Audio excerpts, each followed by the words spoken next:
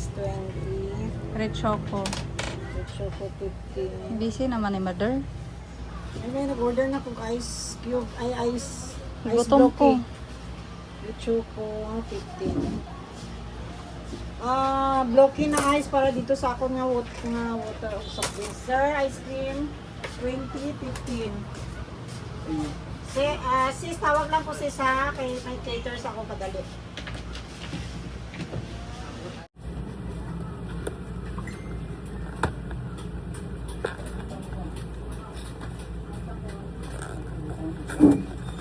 Nagkaon na ka rin. Kaniog to. Ay, marami na. Nagkaon na ka?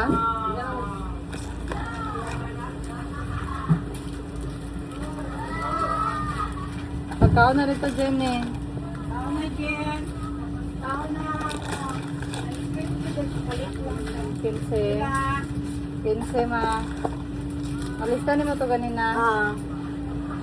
Kinsi 20. Kinsi na po ka ma'am. Chocolate tanan.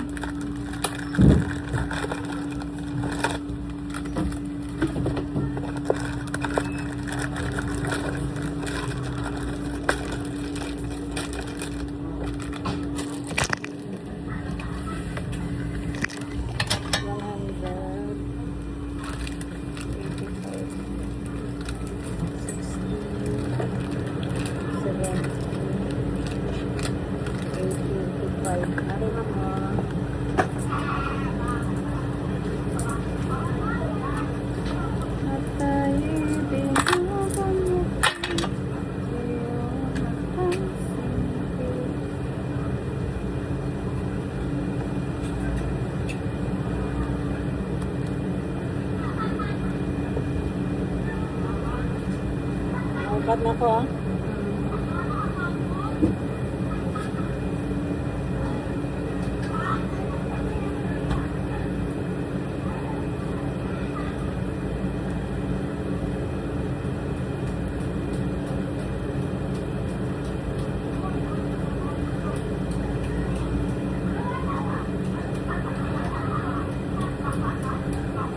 Next, si hanger na mga chichirya dyan. After anang Joycey.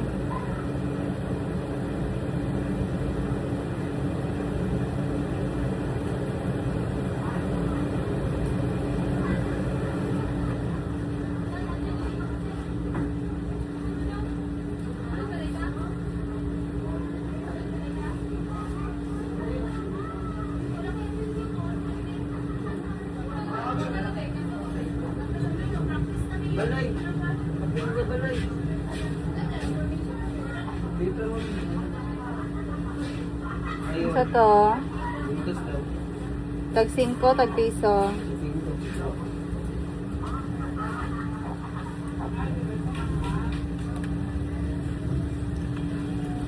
Gis lang. Thank you.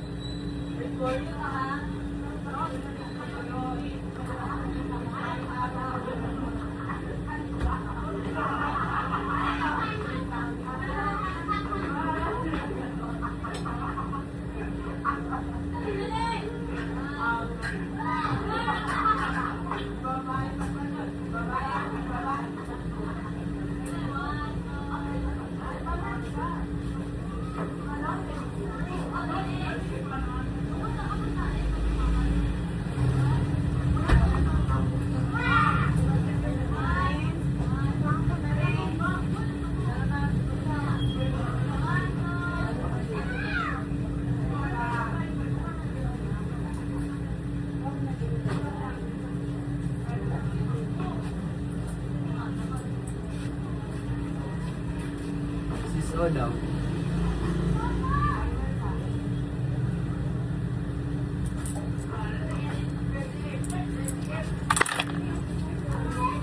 Hindi ko ba print pala?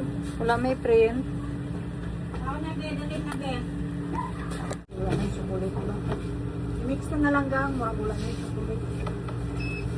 Magbutang pa ko. Ah, na lang. Magpalaman na sila. Ayaw lang puno agyon. Baka na yung chocolate na patayan ng strawberry.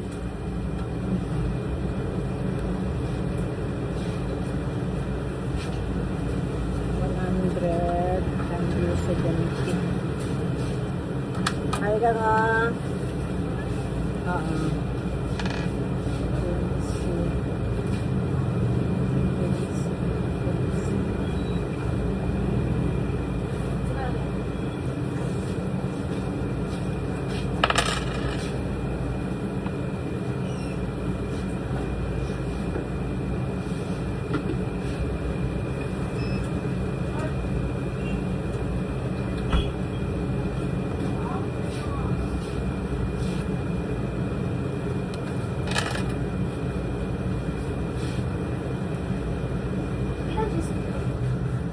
Yes.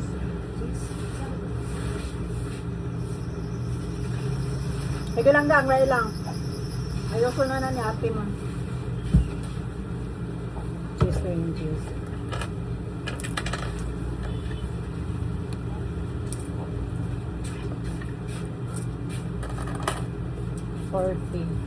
Bayad ani. Papa? 25. Okay. Mountain Dew 25, cheese ring juice.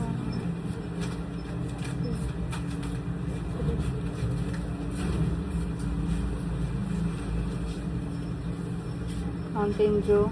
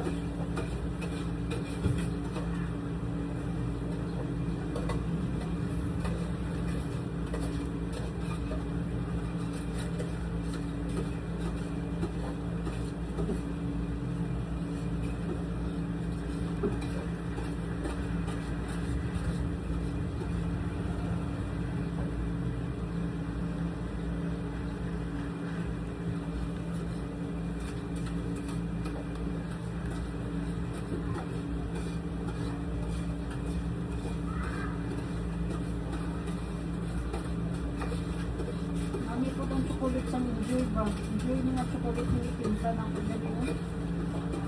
Mami po siya basa pino po.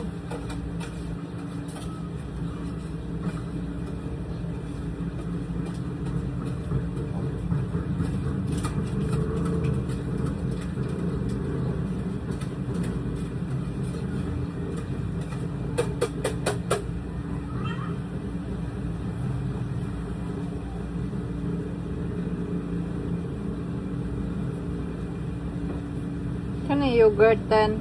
Ayaw. Itong dosing ko nga nipis ko ng yogurt.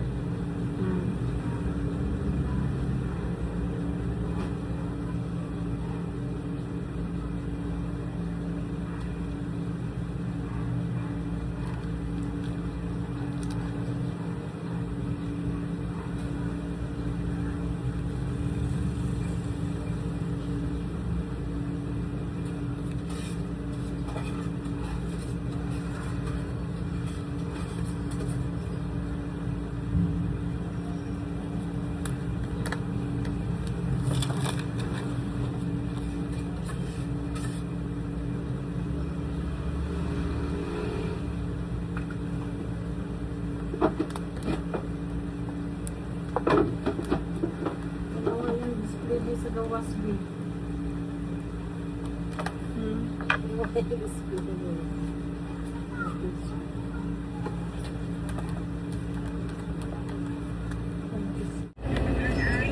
Maligya kag hachoko sa gawas. Isang bendo. Red velvet mo niso. Red velvet.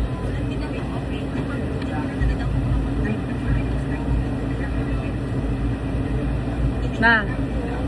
Ang sa'yo sigarilyo? Jeez. Ay, bilhin lang sa gawas na.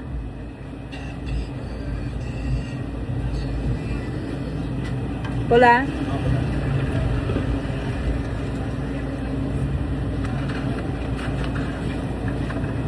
Humo kayo, ma'am. Dalawa. Tatlutan.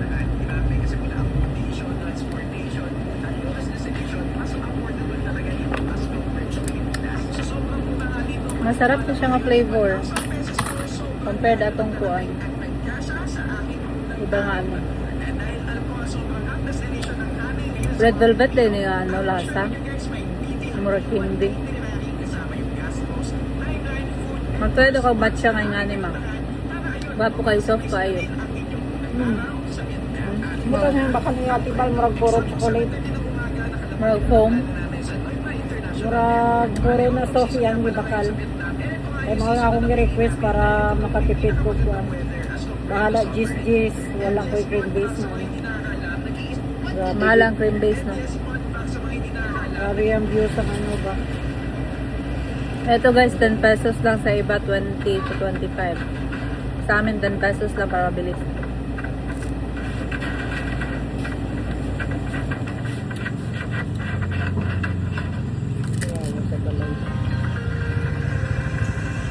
Uy, ay. Sana all. Tanawa be. Sana anak lang kadali mo balay no. Tanawa be. Notos lang. Ayan, puno, durian. Oh.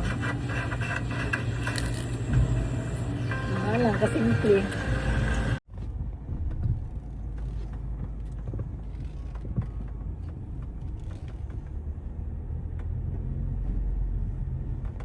Ayan guys, nagre-ready na yung mga titinda dito sa piyesta ng Bula, Barangay Bula sa Jensan. Ayan. So, ito pala ngayon, actually bukas pa yung talagang ano niya, event. January 15 ng hapon mangyayari. So, last year parang ang ganda kasi ang daming anong tawag nito? Yung banners. Madaming banners. Ngayon kukunti lang. May mga area na talagang punong-puno ng banners. May mga area na walang banners. So doon ako galing kay Mother kasi nag-refill kami ng stocks ng mga drinks. Tsaka beer. Tsaka mga energy drink kasi nga may program yung barangay gym. Doon nagpa-practice yung mga nagpa-practice yung mga sasayaw or magko-contest. Ayan, so dito tayo dadaan ngayon guys sa simbahan ng Santo Niño. Viva Pitseñor. Eto, dito na linya. Ayan. So malaki itong barangay Bula guys. Iba-ibang phase, iba-ibang zone pala, zone yung tawag sa kanila.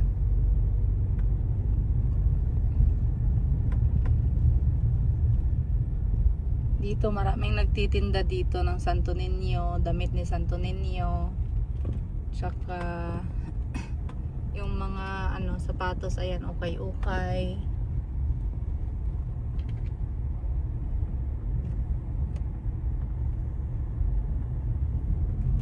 Yung mga street foods meron na din dito, tsaka yung mga dry goods, mga damit. Tsaka ito yung simbahan ng Katoliko. Ayan na, may mga Santo Niño dyan sa gilid. Ayan, mga damit. Ito dito yung pinakamarami talaga. Ayan.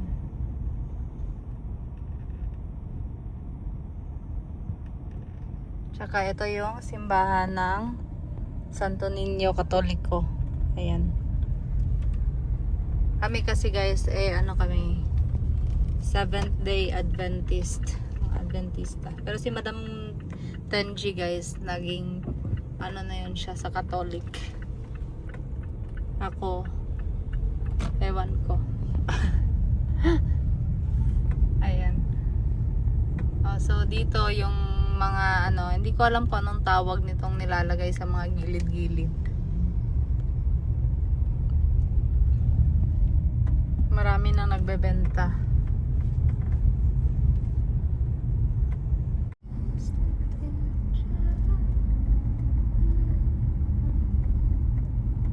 Ayan, so ito yung ano guys, Barangay Bula Road.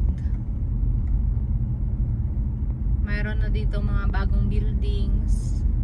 Ayan, sa mga taong hindi pa nakapunta sa Barangay Bula or sa General Santos or yung mga matagal nang nasa abroad, ito na yung update ng Jansan guys. Ituturo ko kayo at ako'y pabalik doon sa kabilang tindahan. Ayan, so dito gaganapin yung parada. May parada daw bukas ng umaga, alas 6 ng umaga. Gaganapin yung parada nila. Yung mga float ni Santo Niño. So ngayon medyo okay pa yung takbo ng traffic dito. Bukas hindi na to mapapasukan, not unless meron ka nung papeles na nire-require ng Barangay Bula na makakapasok ka doon sa mga area na kung saan hindi pwede pasukin ng mga hindi taga Barangay Bula. O diba? Kaya kahapon guys, maraming benta si mama na ano. Marami siyang benta na Xerox copy. Ano ba tong jacket natin? Ayan. Nakakasira ng pagka-aesthetic ng sasakyan.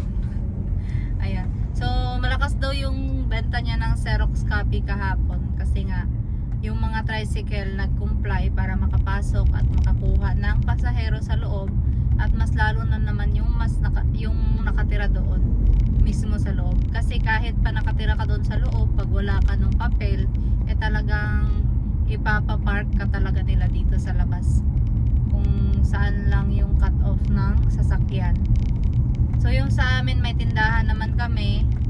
So syempre yung ipe-present namin ay yung permit ng tindahan na proof na meron ka talaga pupuntahan na importante sa loob. So pwede naman yung mga outsider, yung mga bisita ng ano, yung magdadalo ng pit senior. Kaso lang yung sasakyan nyo dito na sa labas ng barangay ipapark. Siguro may designated naman silang parking lot na inilaan. Magbabayad ka lang ng 20 pesos, 15 pesos, ganun, or 30. Sarap ng marang. Meron na naman season ng marang ngayon. Mura na itong marang pa. Ayan, so eto na yon. Patapos na tayo sa Barangay Bula. Bibong-bibo na dito yung daan. Hindi na siya yung parang ghost road. Ayan. Yung sa likod ng thank you come again. Ayan, yung arko na thank you come again. Meron yang ano ni Santo Niño sa gitna. Tapos may mga bulaklak na decoration. So hanggang dito yata yung parada. Hindi ko lang sure. Pero kasi bago ako umalis doon sa tindahan, busy at maingay yung barangay gym nila. Kasi nagpa-practice yung mga contestants para bukas sa parada.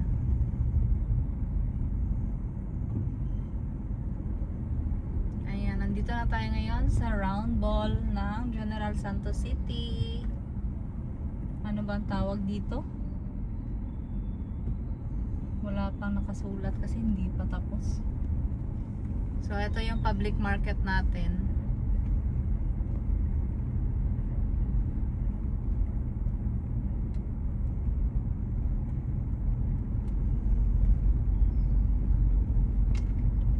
Yung green ang atip guys, yung doon sa gilid. Yan yung talagang public market. Yung dito naman sa kabila, dito yung barangay hall ng Barangay East.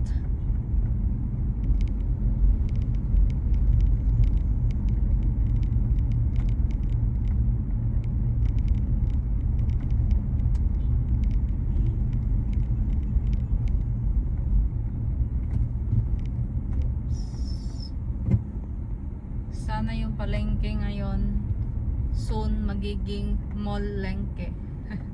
Magiging mall na siya na palengke. Yung malinis ba kumbaga. Yung naka-tiles na katulad ng sa ibang lugar, yung malinis na palengke. Yung sa amin kasi dito ay literal na wet market. Kasi talagang basa yung sahig. Tsaka may syempre yung mga dugo, maaamoy mo talaga. Dugo ng isda, yung langsa. Normal na naman yun sa palengke, pero syempre kapag naka-tiles iba yung linis, pag naging responsable ka sa paglilinis, pag na-oblige na yung mga tindera sa linis na dapat na itsura ng palengke, talagang masusunod yan. Depende yun sa magpapa-implement ng rules. So kapag verbal lang, sasabihin na ganito, ganyan, dapat malinis, dapat ganito yung yung basura, ganyan. Kapag ganun wala. Tapos pagkabukas hindi na naman sisitahin, syempre pagkasunod na araw balik sa dati. Hindi na susunod yung rules. Dati nakatry kami magtinda dyan sa palengke before guys. Yung tinda namin yung nire-repack na detergent powder, liquid detergent, mga dishwashing liquid, at saka yung mga ano bang tawag dun sa kanila, yung parang kumbaga overruns ng mga products. Tapos grabe ang panghi. Parang yun na din yung last time na pumunta ako ng palengke guys. Ang tagal ko nang hindi nakapasok dyan sa public market. Kasi kami, namimili lang naman kami doon sa gulayan sa tabi. Sa tabi ng 11-11. Hindi talaga ako pumupunta dyan. Sila Madam Tan Gibbs, pumupunta sila doon sa Bagsakan. Kasama ng mga bata. Kumbaga yun yung nagiging banding nila. Aside sa pagwo-walking every morning or every afternoon. So yung pagpamimili sa palengke part din yun ng banding nila ng mga bata.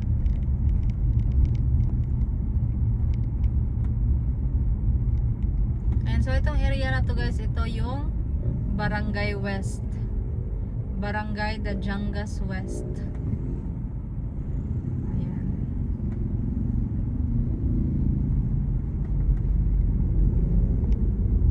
So ngayon pakonti yung mga tricycles natin. Unlike before na grabe ang dami ng tricycle, mas marami pa yung tricycle sa sasakyan. Kasi marami yung mga tricycle drivers na hindi naman voters ng General Santos. Kaya pina-implement ni Mayor na yung makakakuha lang ng franchise yung talagang voters lang ng General Santos. Yung mga hindi voters dito talagang hinuhuli ngayon. Kaya eto, pakonti lang ng pakonti yung mga tricycle. Kasi yung franchise yung yellow plate, yung may mga franchise. Yung walang franchise, yun pa yung mga green plate or black plate. Basta yung pag malaman mo yung tricycle may franchise, yun yung yellow plate. Marami kasi dito pumapasok, hindi mga taga Jansan. Yung iba taga Pulumulok, yung iba taga Maasim, mga under Sarangani. Hindi sila taga dito sa Jansan. Yung mga voters nila, hindi naman sila nagboboto dito sa mayor namin. Kaya hindi na sila inallow na kumuha ng franchise dito. So pinabalik sila doon. Tapos yung gagawin nila dito sa sa tricycle ng General Santos i-by coding nila to by color. So by barangay, parang may mga sakop na area. Yung sa barangay 1 to 5, ito yung kulay ng tricycle. Barangay 6 to 10, ganito yung kulay ng tricycle na allowed. So kapag ka may tricycle na mapupunta doon sa area na hindi naman code ng area, yun huhulihin talaga, penalty. Kasi yun yung i-implement nila ngayon para fair sa lahat ng tricycle driver at hindi na mag-aagawan ng pasahero. Kasi yung mga may franchise dati na tricycle drivers, nagre-reklamo sila kasi sila kompleto ng papeles tapos sila pa yung konti yung kita. Kasi napakaraming walang franchise na bumabiyahe. Walang permit dito sa Gensan. So ayun, na-address naman yung gusto nila. At andito na rin tayo sa ating tindahan. Problema, walang parking. Ayun, may lalapas. Go.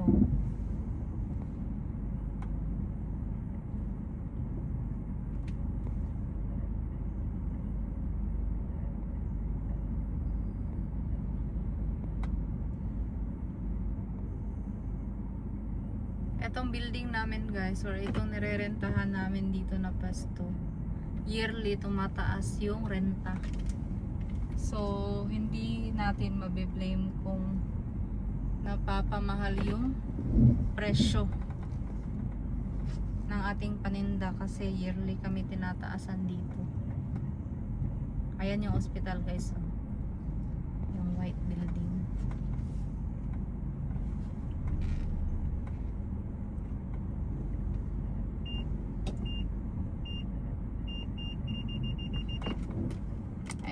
Ganda ng yung halos na halos tricycle namin dito ay may franchise na. Obra ni Moning. Gawa na pa, Dirty?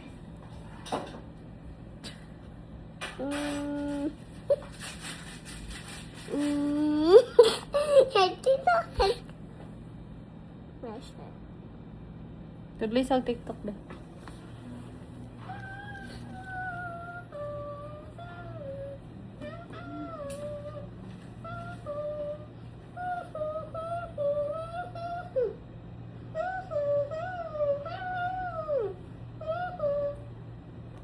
Wala kaming pera pang Starbucks. Sa Primeland lang. Wala kaming pera pang Starbucks. Pero outside ang milk. Yung Starbucks nito 250. Sabi ko sa kanila, yung sa amin dito lang 50 kami lang. sa bahay kay mahal sa Starbucks. At least sa 250 namin, 3 na kami nakainom. Diba? Yes. Meron pa sobra Sarap, doon. pait-pait. Parang caramel macchiato. Pait? Pait. Ay, di may katulugan ni ay. Lami kayo. Good morning, Blagadag. Apoy na mukaw guys,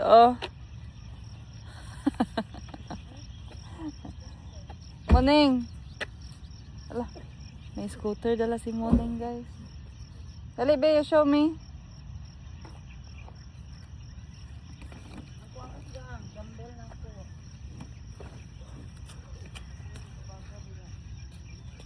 Show me what's that.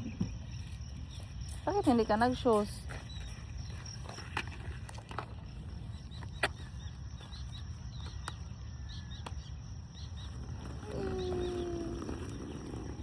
Kuya Uma, nag-light day na.